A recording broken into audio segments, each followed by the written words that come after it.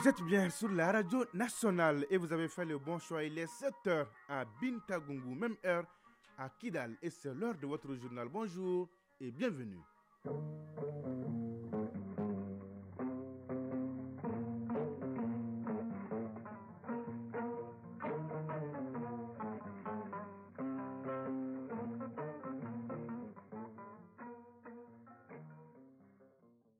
Le journal Sidiki Dambélé. Dans l'actualité, première édition d'essai chez mardi 9 janvier 2024. Tout d'abord, la couleur du temps sur Bamako et environ 21 degrés ce matin. Journée ensoleillée dans l'ensemble. Humidité 17%, du vent 16 km à l'heure et la maximale attendue est de 36 degrés. Mesdames et messieurs, à la une de cette édition, la remise du rapport sur la relance de l'économie au président de la transition, le diagnostic complet du secteur avec une batterie de recommandations dont la mise en œuvre va permettre de donner un souffle nouveau à l'économie nationale, estiment les experts. Nous ferons le point avec Mamadou Kone dès le début de ce journal.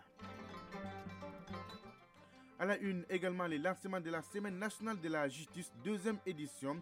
Une semaine pour débattre des réformes à opérer dans la grande famille judiciaire, mais aussi pour rapprocher davantage la justice des justiciables. Reportage de Garbou Pérou à suivre. L'actualité internationale à suivre en pointillé avec Batra Oresh. Il est là en direct avec moi dans ce studio. Bonjour Batra Oresh. Bonjour Sergi Damele. De quoi va-t-on parler ce matin? Dans l'actualité internationale de ce matin, on retient la perquisition des bureaux du milliardaire nigérian Aliko Dangote par l'agence anticorruption. Au Brésil, le président Lula est très ferme. Pas de pardon pour les émeutiers qui ont attaqué les institutions il y a un an.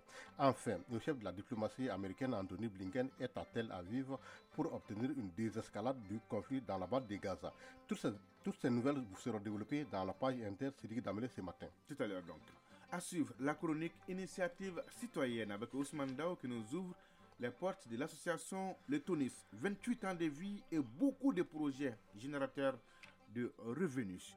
Enfin, la page des sports avec l'athlète des jours et des nuits. Sragatou Sissé, bonjour. Bonjour, Sidiki Dambélé. Est-ce que tout va bien, Sragatou? Ça va, alhamdoulilah. La une de votre page. CAN 2023, jour J-4. Les équipes qualifiées débarquent en Côte d'Ivoire les unes après les autres. Les Aigles du Mali, eux, fouleront le sol ivoirien ce jeudi après la remise officielle du drapeau des mains du chef de l'État, colonel Assimi Goïta. L'insolite du jour bouclera cette page des sports. Et voilà pour le sommaire. Vous êtes prêts? Eh bien, nous aussi. Une fois de plus, bonjour et bienvenue sur Question. Oui, nous ouvrons cette édition avec cette question qui mérite des réponses face aux multiples crises auxquelles notre pays est confronté. Comment relancer l'économie?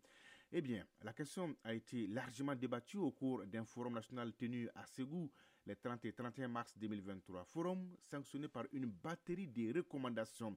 C'est justement ce rapport qui a été remis hier à Koulouba au président de la transition, le colonel Assimi Goïta. Un rapport qui comporte des diagnostics des problèmes recensés et propose des solutions pour un nouveau souffle du secteur économique au Mali. À la cérémonie de remise, on notait la présence du président du CNT, du Premier ministre, de quelques membres du gouvernement, des élus de la Chambre de commerce et d'industrie du Mali. Reportage signé Mamari Kone. 9 mois après la tenue du premier forum national de la relance économique du Mali, le rapport final est remis au président de la transition, le colonel Assimi Goïta. Le parrain du forum prend ainsi connaissance des recommandations qui ont sanctionné cette rencontre de 2 jours qui s'est tenue à Ségou les 30 et 31 mars 2023. Pour le président de la Chambre de commerce et d'industrie du Mali, Mandiou Sempara, il faut remercier le chef de l'État pour avoir parrainé cet événement qui vise à apporter des solutions aux difficultés auxquelles est confronté le secteur au sortir d'une année éprouvante. Selon le président du comité scientifique du forum, les assises ont permis d'aborder beaucoup de thématiques en vue de l'opérationnalisation des filières porteuses. Mamadou Tieni Kounati, rapporteur et président du comité scientifique du forum. Nous avons visité les solutions, trouvé les opérationnalités en termes d'ingénierie, en termes d'accompagnement. Évidemment, l'agriculture avec grand A, c'est-à-dire comprenant l'élevage, a été le premier domaine que nous avons identifié. La stratégie vise à ce que des entreprises s'installent dans ce domaine, que nous sortons de l'agriculture vivrière. Le gouvernement de transition accorde beaucoup d'importance à toutes les questions concernant le secteur privé, dira le ministre de l'Industrie et du Commerce. Il a salué la résilience de l'économie malienne au lendemain de l'embargo injuste imposé à notre pays. Moussa Alassane Diallo, ministre de l'Industrie et du Commerce. Certains de mes confrères économistes, experts financiers ou banquiers en sont encore aux analyses pour comprendre les raisons pour lesquelles l'économie malienne ne s'est pas effondrée au premier semestre 2022. Cependant, l'explication est tout simple. Dans un élan de renouveau, de résilience et d'espérance, et surtout de souveraineté, cette souveraineté retrouvée et assumée est fondée sur la recherche d'un développement endogène. Voilà, mesdames, messieurs, l'explication de la résilience du Mali au premier semestre 2022. Le ministre salue la tenue de ce forum qui a posé les bonnes questions, mené les bonnes réflexions et proposé de vraies solutions à la relance économique post-crise de notre pays. Le forum a formulé des recommandations qui touchent le cadre institutionnel, la stratégie industrielle, la stratégie opérationnelle des filières, la stratégie d'exploitation des filières, le dispositif de financement, les infrastructures, le support à l'activité économique, le commerce et les collectivités territoriales. Le forum s'est aussi penché sur les mesures administratives à prendre, notamment la mise en place d'un comité paritaire État-secteur privé pour le suivi des recommandations. Moussa Alassane Diallo, ministre de l'Industrie et du Commerce. Je suis très heureux de vous annoncer que mon département a mis en place ce comité technique le 27 septembre 2023. Le comité, présidé en personne par le ministre de l'Industrie et du Commerce, est opérationnel et s'est déjà réuni 2 fois. La démarche consiste à mettre sur la table toutes les recommandations des différentes entités du secteur privé pour déterminer les priorités et proposer ensuite les mesures législatives et réglementaires à prendre pour leur opérationnalisation. Les efforts consentis par les femmes dans la sécurisation du territoire ont été vivement salués par les intervenants, car selon eux, on ne peut amorcer un développement économique durable sans sécurité. Sur autre plan, c'est parti depuis hier pour la 2e édition de la Semaine nationale de la justice au Centre international de conférence de Bamako. C'est une des réformes majeures du secteur de la justice et c'est également le cadre idéal pour la grande famille judiciaire d'opérer des réformes innovantes pour une justice efficace et crédible. C'est le ministre de la Justice et des Droits de l'Homme, garde des Sceaux, Mamadou Kassogui, qui a présidé le lancement de la semaine avec ses collègues en charge de la communication, de la culture, des réformes de l'État. C'est donc un rendez-vous favorable au rapprochement de la justice des justiciables, nous dit Garibou Pédou.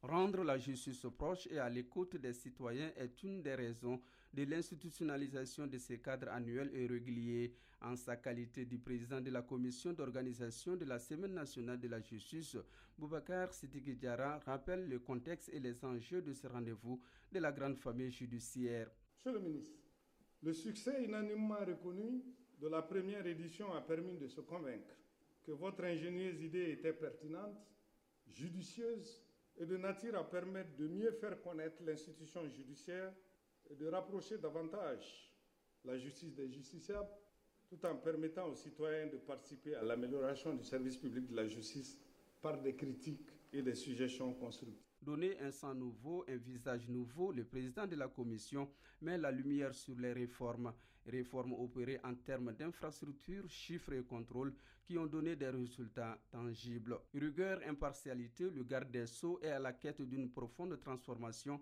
cela conformément aux orientations du président de la transition.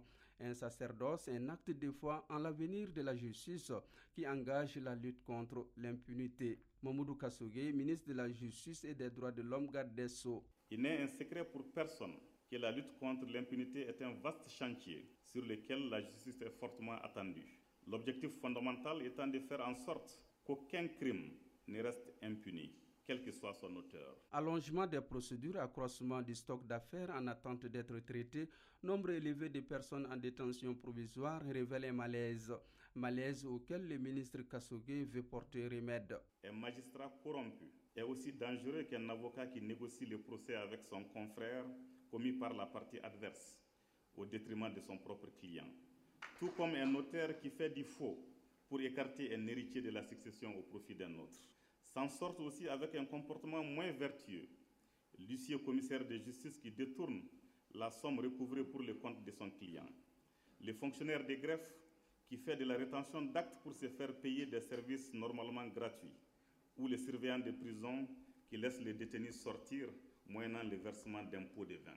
Croisade contre cette triste réalité pour doter le Mali d'une justice moderne, débarrassée de toute forme d'impunité. Mon département se propose de jouer essentiellement sur 2 tableaux. D'une part, la mise en œuvre de mesures concrètes pour un changement qualitatif de comportement pour les personnels déjà en activité dans les différents services, et d'autre part, la mise en place d'un dispositif rigoureux et transparent pour le recrutement dans les différents corps de la justice. Il ne faut laisser guère le choix aux agents. Soit on change de comportement pour être en phase avec les règles de conduite prévues par les textes, soit on répond de ces actes conformément à la loi. À côté du tableau peu reluisant, il existe fort heureusement une autre justice, celle qui est portée par des hommes et des femmes attachés au respect scrupuleux, non seulement des règles d'éthique et de déontologie telles qu'elles résultent des différents statuts, mais aussi aux valeurs de moralité et d'intégrité conformes à notre société. Selon le président de la commission d'organisation, la Semaine nationale de la justice sera ponctuée par une série d'activités. Elles sont destinées principalement aux citoyens, aux étudiants et aux professionnels de la justice pour accompagner la dynamique du changement afin que la balance de la justice ne s'incline pas. Radio Mali à Kidal et environ 97.5 MHz en FM. Direction Kidal, la 8e région, où le président de la transition fait parler son cœur avec ses œuvres sociales. Plusieurs camions contenant des vivres et des non-vivres ont été réceptionnés par les chefs de l'exécutif régional de Kidal hier lundi.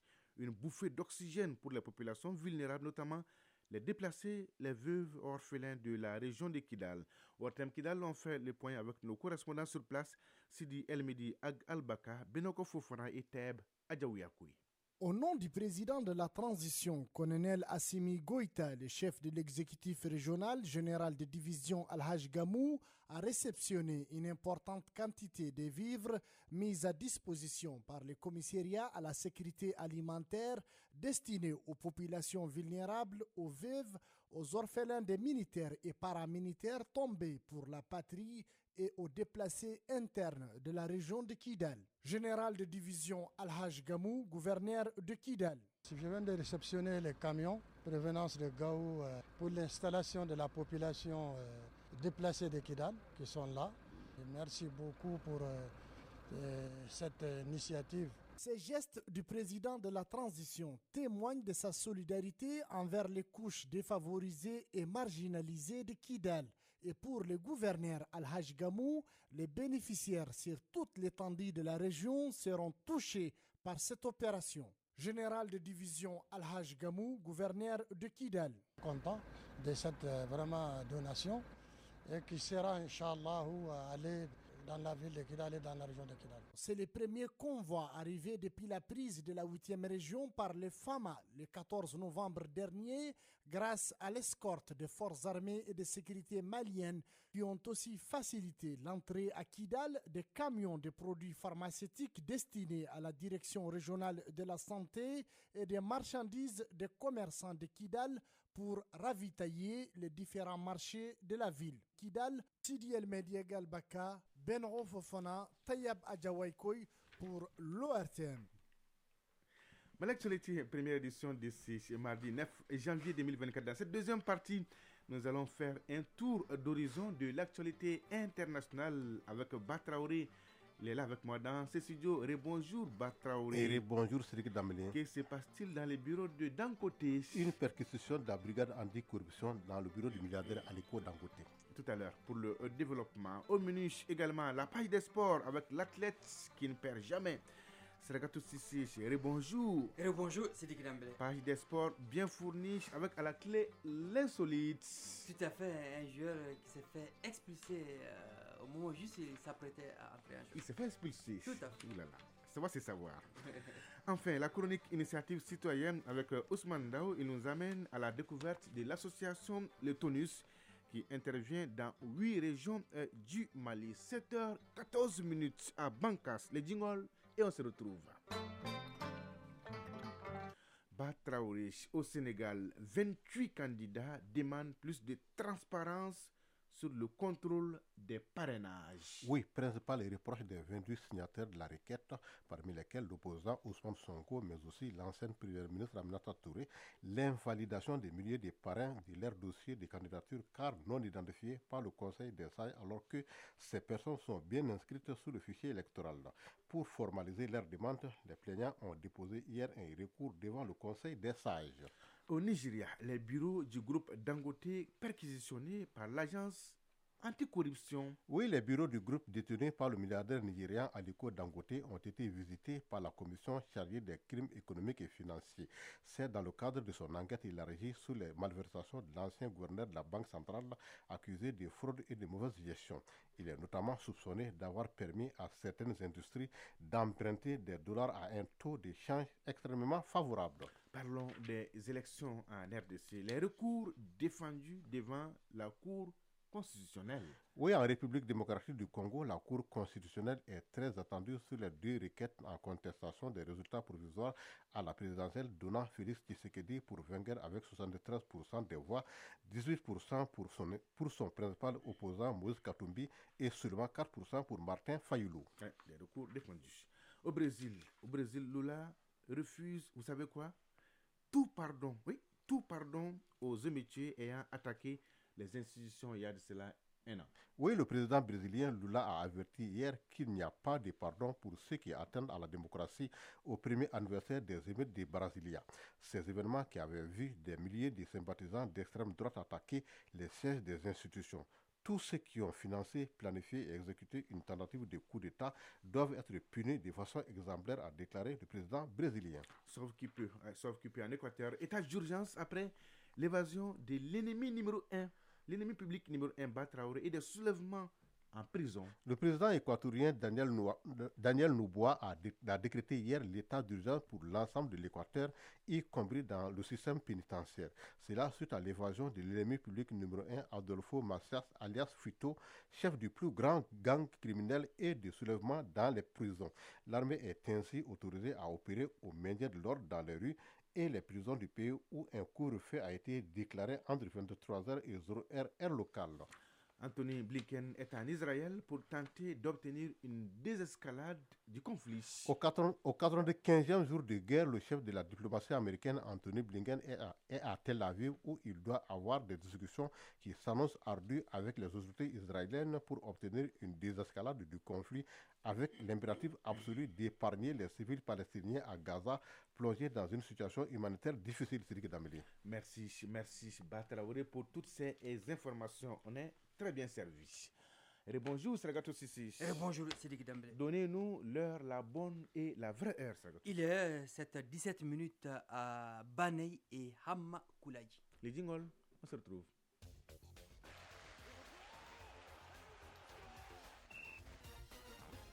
Eh bien, nous sommes en plein dans les préparatifs de la CAN 2023. Les Aigles du Mali sont en concentration maximale à Kabbalah et respirent déjà le parfum de la compétition.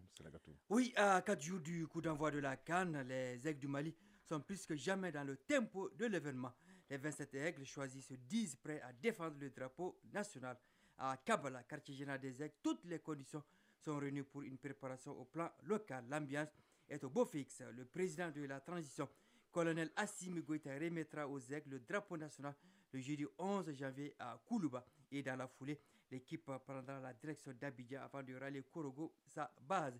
Hier, les Aigles et leur staff ont été reçus par le ministre de la Défense et des anciens combattants, colonel Sadio Kamara. Il leur a prodigué des conseils et remis une enveloppe de 5 millions de francs CFA en guise de motivation. Présentation des groupes de la CAN sera au plein phare ce mardi sur le groupe C. Il est composé du Sénégal, le tenant du titre, du Cameroun, 5 fois champion d'Afrique, de la Guinée et de la Gambie. Ce groupe C, relevé sur le papier, nous est présenté par Mamoutou Dante. La Gambie participe à sa deuxième Coupe d'Afrique des Nations après celle de 2021 qui s'est jouée au Cameroun en 2022. Les partenaires de Youssoufa Ndji avaient réussi à atteindre les quarts de finale pour leur toute première participation à une Coupe d'Afrique des Nations.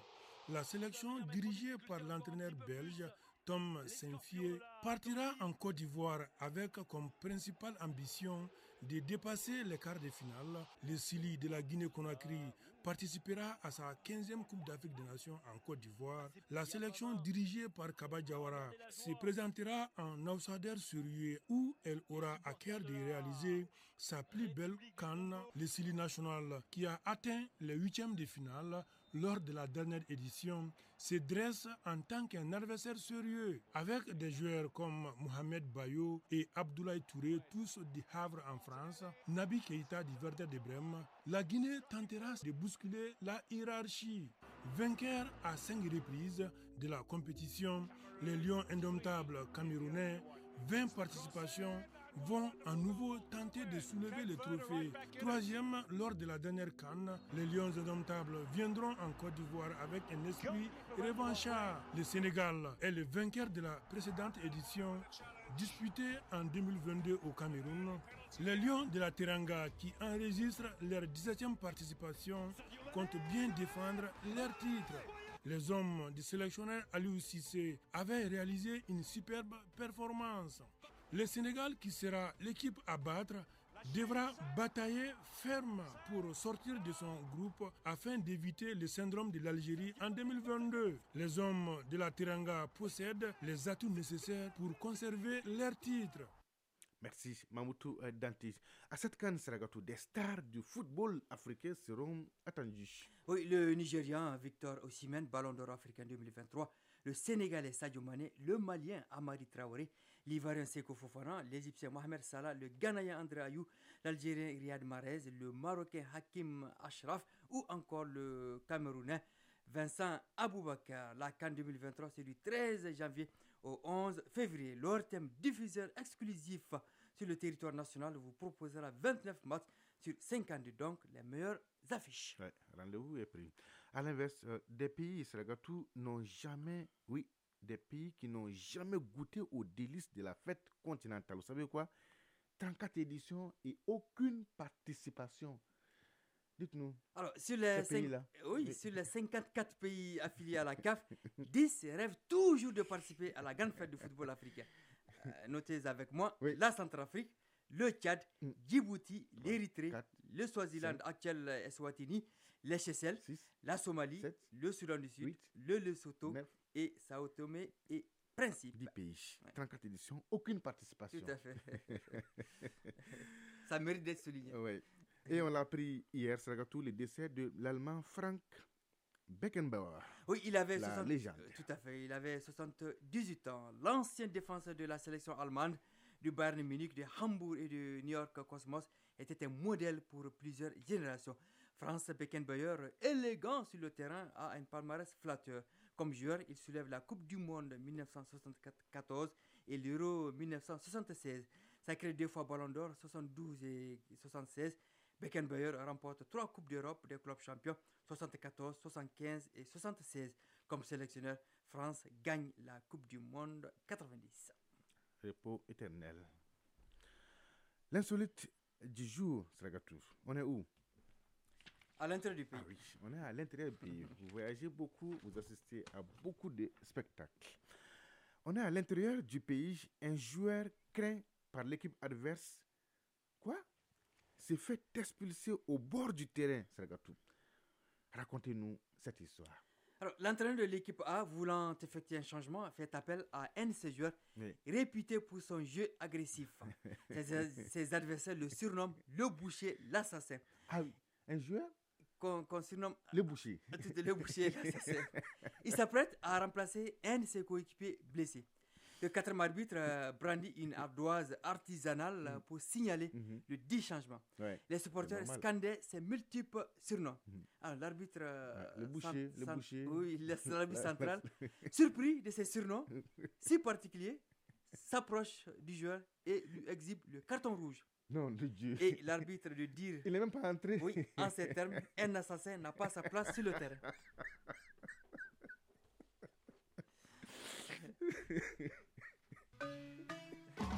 Initiative citoyenne. Le développement par nous-mêmes. Ça, je suis d'accord avec l'arbitre. Sacré Saragatou Sissi. Aujourd'hui, dans la chronique Initiative citoyenne, Ousmane Dao nous amène à la découverte de l'association Le Tonus. Cette association, après 28 ans d'existence, intervient à Kati, Akita, Kai, Koulikoro, Sikasso, Ségou pour aider les populations de ces zones d'intervention à surmonter les difficultés. Le Tonus est accompagné dans sa lutte contre la pauvreté par des partenaires nationaux et étrangers avec des projets générateurs de revenus. Pour plus de détails, suivons Ousmane Dao qui nous présente cette association qui lutte tous les jours contre la pauvreté. Créée en 1996, l'association Le Tonus œuvre pour un développement multisectoriel et durable. Depuis sa création, elle s'est fixée comme vision un Mali où le bien-être est partagé par tous et contribue surtout à l'amélioration des conditions de vie des plus démunis. Amadou Sidibé, chargé des programmes de l'association Le Tonus. Développer des systèmes endogènes de mobilisation des épargnes locales susceptibles d'améliorer les capacités d'autofinancement des communautés de base, de mettre à la disposition des femmes les informations, formations, équipements et technologies nécessaires pour une amélioration de leurs conditions de vie et leur implication dans la gestion des affaires publiques. L'éducation, l'alphabétisation, la formation, la microfinance communautaire, la promotion féminine, genre, le plaidoyer lobbying, l'appui à la mise en œuvre de la décentralisation dans le cadre du renforcement de la citoyenneté et de la bonne gouvernance. La gestion des ressources naturelles, la protection de l'environnement, la lutte contre les changements climatiques, la sécurité alimentaire, l'agriculture durable, la promotion de l'emploi des jeunes, le renforcement des capacités de résilience des populations victimes des sinistres à travers notre participation aux activités du cluster sécurité alimentaire. Pour l'atteinte de ces objectifs, l'association a scellé des partenariats avec des ONG étrangères pour l'autonomisation des femmes, l'amélioration de la sécurité alimentaire et la lutte contre le chômage des jeunes dans plusieurs localités du pays. Amadou Sidibé, chargé des programmes de l'association Le Tonus. Nous pouvons citer la conservation et l'utilisation durable des ressources naturelles, l'intégration de la perspective du genre pour l'amélioration de la sécurité alimentaire au bénéfice de 2874 femmes et jeunes de 67 coopératives. Dans le cadre du partenariat avec l'ONG espagnole Conemun, nous avons aussi le projet de renforcement de l'autonomisation économique et sociale de 29 groupes de femmes cueilleuses et transformatrices de produits forestiers non lignés, les karités, les nérés et les baobabs, à améliorer les revenus de 1450 femmes. Nous avons aussi un projet d'appui à l'amélioration de la sécurité alimentaire, contribuer à l'amélioration de la sécurité alimentaire et nutritionnelle des populations les plus démunies. Le Tonus pilote aussi un projet actuellement du nom de Baraniriwa, c'est-à-dire en français Travail et Développement, est conjointement mis en œuvre par le Tonus et l'ONG italienne Tamat, et aussi l'accompagnement des jeunes par rapport à des métiers spécifiques tels que la plomberie et la menuiserie métallique. Basée à Kati, l'association Le Tonus intervient à Kita, Kai, Koulikoro, Sikasso et Ségou. Depuis 2 ans, elle travaille progressivement pour l'extension de ses activités dans d'autres localités du pays, notamment les régions du Nord, au bénéfice des populations au niveau village, cercle et commune. Merci Ousmane Dao. 7h28 à Niena et à Mafouné, c'est donc tout pour ce journal. Merci, grand merci à Batraourish et à Idrissa Damele qui m'ont aidé à la réalisation. Aux opérations techniques, Mamadou Beidjalo. La mise en ligne est assurée par Cheikh Abdoulaziz Koulibaly. Présentation Sidiki Damele. Merci de votre fidélité et de tous vos soutiens. C'est réconfortant. L'info continue sur votre chaîne tout de suite. La page des avis divers avec Fousseini Diarra. Et à 13h, vous avez rendez-vous avec Ashta Salou Maïga pour la 2e édition du journal. La pensée du jour, signée Marcel Aimé. Si la vérité ne sort pas du puits, c'est qu'elle a peur de se mouiller. Oui, si la vérité ne sort pas du puits, c'est qu'elle a peur de se mouiller. Mesdames et messieurs, prenez soin de vous et des autres. Excellente journée de mardi à toutes et à tous. Au revoir.